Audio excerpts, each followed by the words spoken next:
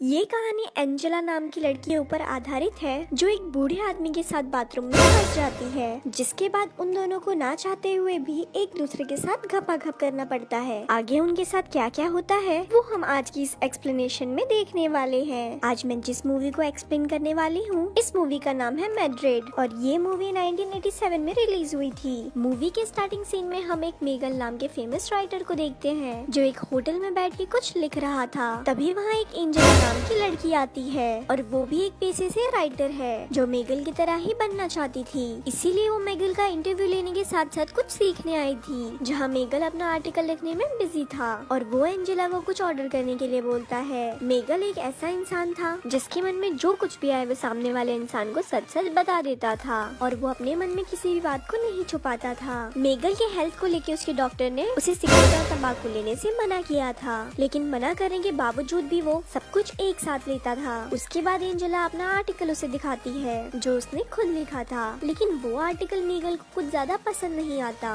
और वो बोलता है कि राइटर बनना बच्चों का खेल नहीं और ये इतना आसान भी नहीं है। ये एक ऐसा टैलेंट है जो खुद के अंदर होना चाहिए, जिसे अपने मन से कोई नहीं सिखा सकता। उसके बाद मेगल एंजेला को अपने पास बुलाता है, जिससे एंजेला को लगता है कि कहीं ये बुढ़ा ठरकी तो नहीं। उसके बाद वो एंजेला को अपने कोट में से चाबी निकालने को बोलता है जो उसके फ्रेंड की घर की थी और वो 2 दिन के लिए किसी काम से बाहर गया हुआ था और मेगल एंजेला को वहाँ जाके इंटरव्यू लेने के लिए बोलता है, क्योंकि उस समय मेगल को कोई भी शोर और डिस्टर्बेंस नहीं चाहिए था। उसके बाद एंजेला भी उसके साथ वहाँ चली जाती है। वहाँ बहुत सारे पेंटिंग पड़े हुए थे क्योंकि मेगल का दोस्त एक पेंटर था। जब एंजेला वहाँ पेंटिंग देख रही थी तो मेगल उसके लिए ड्राइंग लेके आता है और बातों ही बातों में उसके ग्लासेस निकाल के उसे टच करने लगता है। एंजेला थोड़ी नर्वस थी, फिर मेगल उसे किस करने लगता है, लेकिन थोड़ी ही देर में मेगल साइड हो जाता है और बोलता है किस करने में अब वो मजा नहीं है। मेगल एक ऐसा इंसान था जिसके मन में कुछ भी आए वो सामने वाले को साफ साफ बोल देता था। मेगल और एंजेला के बीच में एज का बहुत बड़ा डिफरेंस था, इसीलिए एंजेला काफी घबरा रही थी। उसके बाद मेगल एंजेला को सब कुछ उतार देने को बोलता है, जिसे सुन के एंजेला गुस्सा होकर वहाँ से जाने लगती है। तब मेगल काफी ज्यादा सैड हो जाता है, लेकिन थोड़ी देर में ही एंजेला सब कुछ उतार के वहाँ एक शर्ट पहन के आ जाती है, जिसे देखकर मेगल काफी खुश होता है और वो एंजेला की बॉडी पे कलर से पेंट करने लगता है। जिसके बाद एंजेला बाथरूम में नहाने के लिए जाती है और वहाँ मेगल भी पहुँच जाता है और वो भी उसके साथ शुरू हो जाता है, जिसे देख के एंजेला समझ जाती है कि मेगल उसे बिना तेल के पेल देगा।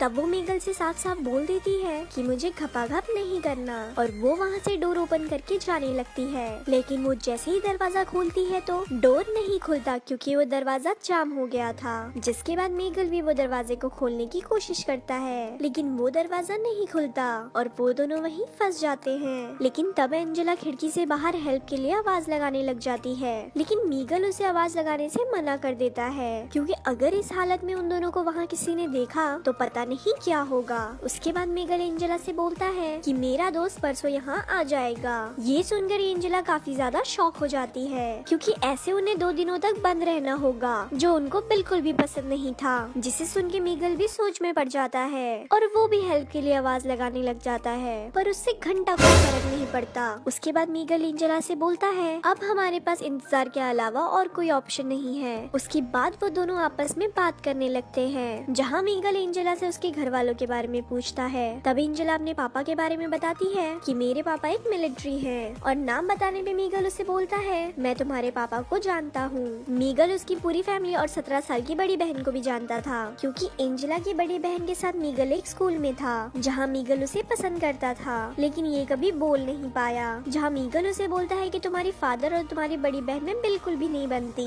और वो दोनों हमेशा लड़ते रहते हैं। जहाँ एंजेला उसे बोलती है अब मेरी बड़ी बहन बहुत बड़ी एक्ट्रेस बन चुकी है और उसी की वजह से मेरा तुमसे कांटेक्ट हो पाया। जिसपे मेगल उसे पूछता है कि क्या तुम्हारी सिस्टर मुझे याद करती है, जिसपे एंजेला बोलती है कि कुछ खास नहीं, क्योंकि उसका मानना था कि तुम एक इगोइस्टिक राइटर हो जो हर वक्त अपने घमंड में रहता है। ये सुनकर मेगल को मिर्ची लग जाती है और वो गुस्से में बोलता है कि इगोइस्टिक राइटर ही सक्सेसफुल राइटर होते हैं। जहाँ एंजेला उसे अपने इंटरव्यू के सवाल पूछने लगती है और वो उसका जवाब देने लगता है। उसके बाद एंजेला फिर से बाहर हेल्प के लिए आवाज देने लगती है, लेकिन एंजेला को ऊपर से नीचे तक देख के मीगल अपने आप पे कंट्रोल नहीं कर पाता और उस बुढ़ापे में भी उसका स्पाइडरमैन खड़ा हो जाता है, जिसके बाद वह एंजेला को छूने लगता है। लेकिन एंजेला वहाँ से साइड में जाकर खड़ी हो जाती है और बोलती है कि मुझे बस यहाँ से निकलना है, जिससे मीगल का दिल टूट जाता है, क्योंकि वो भले ही बचपन का था लेकिन उसका दिल अभी भी बचपन का था। पर गुस्से में मीगल भी वहाँ से निकलना चाहता था। उसके बाद एंजेला मीगल से आराम से बात करती है और उसके पास जाती है, जिसके बाद मीगल उसे बोलता है कि हम दोनों यहाँ अकेले हैं और अगर हमने यहाँ कुछ नहीं भी किया फिर भी लोग हमें गलत समझेंगे